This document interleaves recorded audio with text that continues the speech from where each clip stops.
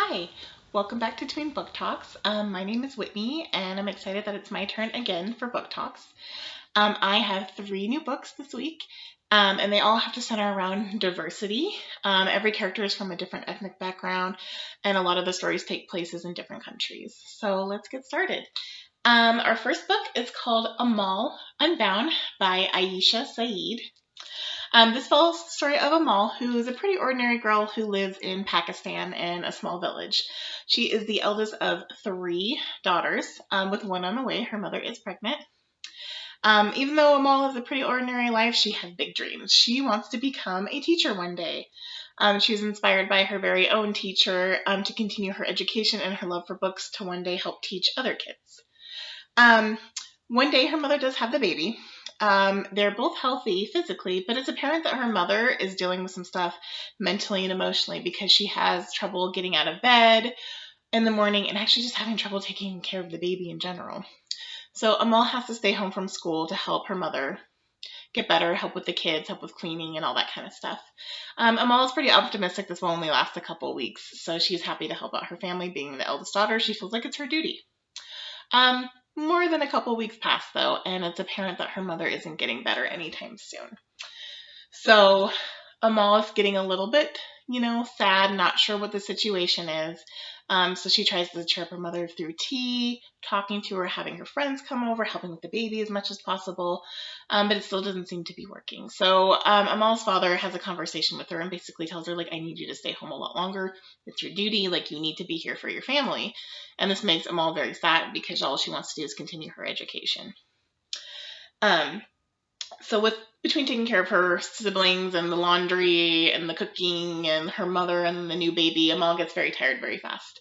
And she just wants a moment alone. So she decides she's just going to go to the market alone. Normally she takes the girls with her, but it's a big hassle with three little sisters that have to corral. So she goes by herself. She takes her time, she kind of does, she just kind of a deep breather for her really just to relax. And she finds a pomegranate there, which is her favorite fruit. It's the very last one. So she buys it to cheer herself up. She's going to go home and share it with her sisters, but she feels like this is something of her own for the moment, and that makes her feel very good. But on her way home, she's actually almost hit by a car. It's a big, shiny new car. And cars are actually very taboo for the village because they don't have a lot of money, so no one really has cars. But this car almost hits her. She's fine, she's okay. But the driver gets out and basically yells at her and why are you in the middle of the road? And you were in my way. And Amal wasn't in the middle of the road. She was on the side walking like you're supposed to. So she basically tells this man, you're the one that almost hit me. It's your fault. Which she immediately regrets because he is an elder to her and she should have more respect than she did. But she's just been so frustrated with stuff at home and she's finally getting a break and having a peaceful walk home. And this man almost hits her and is rude to her. So she kind of just lets him have it a little bit.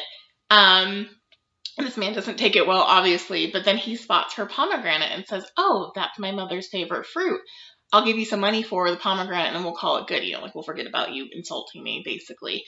And Amal says no. She's no, this is my pomegranate. This is my favorite fruit. This was supposed to be my little treat for the day. I'm not giving this up. So she tells him no. He takes that very badly. He says, fine, just give it to me. Then I won't pay for it either. You give it to me. And she's no. And he basically gets really mad and irate and is you don't know who I am and all this kind of stuff. And Amal basically just starts to head home, and there's a passenger in the driver's seat that tells the driver, hey, chill out, let's go.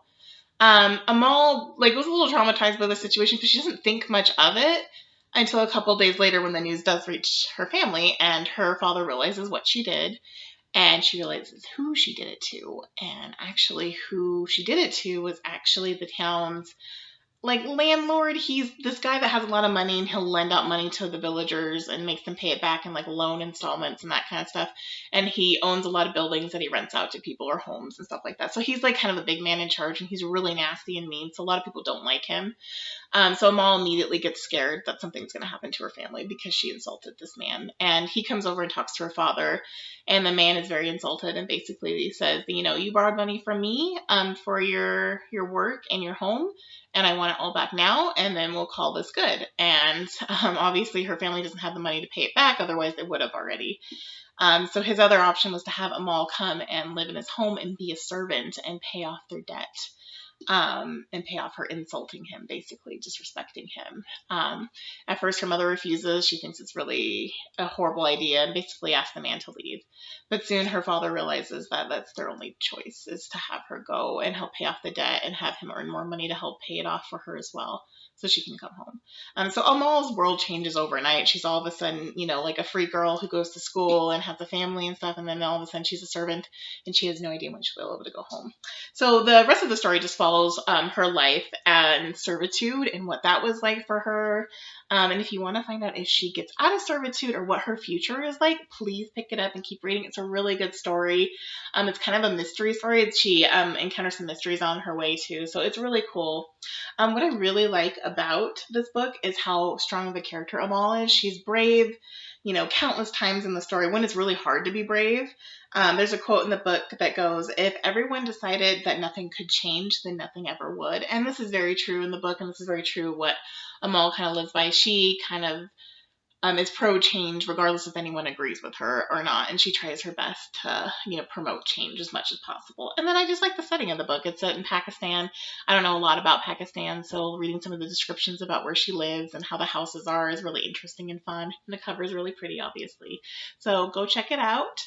Let's move on to our second book. Our second book is called Anya and the Dragon, by Sophia Pasternak. So this follows Anya. She's kind of like Amal, a little bit of an ordinary girl who lives in a small village. But Anya has been told most of her life to not stand out, don't bring attention to yourself, be quiet. That's because their village, in this world, they possess magic. And a lot of people possess magic, but it's actually very illegal. The only one that allows magic is the Tsar. He says who can do it, who can't, otherwise it's illegal. So most of the villagers and herself are very careful about using magic. Sometimes they'll use small little bits of magic, like her mother has gardening magic, and they have a farm, so sometimes she'll help their onions grow a little bit faster, but just little things so people don't notice, or if someone came in to look for magic, they wouldn't really know it was there. So most of them always say that magic's not real and doesn't exist in their village. So Anya does a good job of just, keeping a low profile, and she just helps her family most of the time. One day she overhears her mother having a conversation with a man, and this man says that their family owes a bunch of back tax money, about 500 rubles, and her mother is very surprised by this because they thought sending her father, Anya's father, off to war meant that they didn't have to pay taxes. The man says that's very true for other people, but for your people, which he was referring to that they're Jewish, and in this world that they still have religion like Christianity and Judaism. And so because they're Jewish, they're looked down upon because their belief system's taboo to everybody else. So that didn't extend to them, that privilege. So her mother's very distressed about this. The guy kind of cuts her a break and says, just give me half of it by the end of the month. And in the book, that's about 3 weeks away. And so that's still a lot of money, and her mother doesn't seem very optimistic that she can do it. The man leaves, and Anya is very distressed and very upset about it. So she's very desperate to help her family. So when the opportunity presents herself to help a bunch of fools, a family who possesses fool magic out, they ask Anya for her help because she knows the village so well, if they can help find a dragon. And immediately Anya's suspicious. She's like, dragons aren't real. They don't exist. There's rumors that they existed a long time ago. There's other magical creatures in her world. The dragons are seen as like pretty much a myth and not real. So Anya thinks they're really crazy and more foolish than she already thought they were. So at first she's not for it. But then they offer, if she helps them find this dragon each day that they go looking, or, when they find them, she gets 25 rubles a day. And she does the math. If she can do it for 10 days, that's 250 rubles. That's enough to help prevent her family home from being taken away from them. So she kind of reluctantly agrees, but she definitely does. And the rest of the book follows her journey with these fools and finding a dragon and seeing if they can capture him and that kind of stuff. So it's really fun. It's really funny. There's a lot of funny moments, and there's a lot of like heartfelt moments as well. What I really like about it is her family connection. She's pretty close to her family, and because they're Jewish and they're the only Jewish members in the community, they've had to become very close-knit, but they still keep their traditions, and I think that's very important, and I'm glad that that's still tied into the story throughout. And obviously, I really like the magic. I love fantasy books. I love magic. I love dragons, so this book is really fun and full of that. And also, again, the diversity. Anya's character is kind of inspired by, So she's Jewish, so Hebrew and stuff, and there's some of that stuff going on in that culture. And that's not, I don't know about that either, so that's why I really like this book as well. So it's really fun. Go check it out. So on to our last book. It's our last, and it's our shortest book, but it's definitely worth the read and the checkout. It's called The Bridge Home by Padma Venkatrama. I hopefully didn't mess that up. I probably did. But this follows two sisters in India, and their names are Viji and Ruku. Hopefully I'm pronouncing those right. That's just how I pronounced it in my head when I read it. But it follows two sisters. They grow up in an abusive household. Their father beats their mother on a daily basis. And then one night, their father almost beats Ruku. She's the younger sister, and Viji's the older sister. And Roku actually has a mental disability. It doesn't go into depth what disability it is in the book. If I had to guess, I would say she was autistic. She has, a little trouble doing things by herself, and she likes repetition and that kind of stuff. So, Viji's very protective of her, one, being the older sister, and two, that she has the disability. When her father tries to be abusive to Roku, Viji is instantly frightened and concerned and begs her mother to take them away, leave him, and she doesn't. So Viji takes it upon herself to take Roku, and they run away to a large Indian city. And they're basically, the story follows them living homeless. They don't have a place to live, and so they end up finding a bridge where they make their home. And they meet two other boys who are also homeless, around the same age as themselves. One's a little bit older, about Viji's age, and the other one's a little bit older than Roku, but not by much. And it kind of follows their journey about how they coped with life, how they made money, or how they found food, or how, what their shelter looked like, and, basically just how they survived. And what I really like about the book is obviously the characters. I think Viji and Roku kind of paint a picture of what it is like for some, Indian orphans who don't have families and that need to live on the street, and what they do to get by. And I really like they create like a family with these two boys. They're in a similar situation, and they help each other make money. They help each other find food. And when they're sick, they help each other like get medicine or get better. So I really like that relationship between them. And if you want to kind of find out what happens to them, I would definitely check it out. It's a great read. It does show a lot about Indian culture and that kind of stuff. And the author is actually really inspired by a lot of what work that her mother did for Indian orphans in India, because she was born and from India as well. So she gets a lot of firsthand accounts about kids that she actually viewed. So these characters are inspired by real characters, and Roku, having a disability, was inspired by real kids that she saw with disabilities that lived in India. So it's really cool, really fun. It's short, but it's totally worth the read. So hopefully you guys check that out. That's all I have for today.